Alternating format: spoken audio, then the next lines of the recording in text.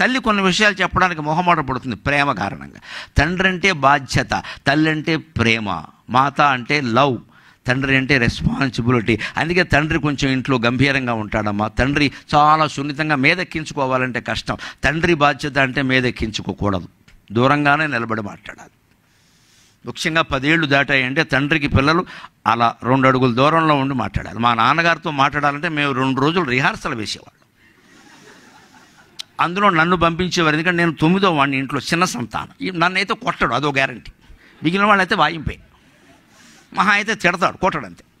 అది కూడా ఆయన ప్రశాంతంగా ఉండే సమయం ఏమిటంటే ఆయన మధ్యాహ్నం భోజనం చేశాక తాంబూలం వేసుకునేవారు. అప్పుడు కాస్త ఆ మత్తులో ఉండి ఆయన సరదాగా ఉంటారు, అప్పుడు కొట్టరు అంతే.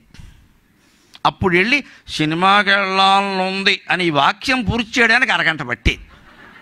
ఇప్పుడు అరగంటలో నా నోట 100 శ్లోకాలు వస్తున్నాయి ఇక్కడ. కానీ అలా జాగ్రత్తగా పెంచిన తండ్రి పెంపకంలో ఉండబట్టి జీవితంలో బాగున్నామమ్మా, అనుమానం ఏంది? నా తండ్రికి నా మీద ప్రేమ లేదా?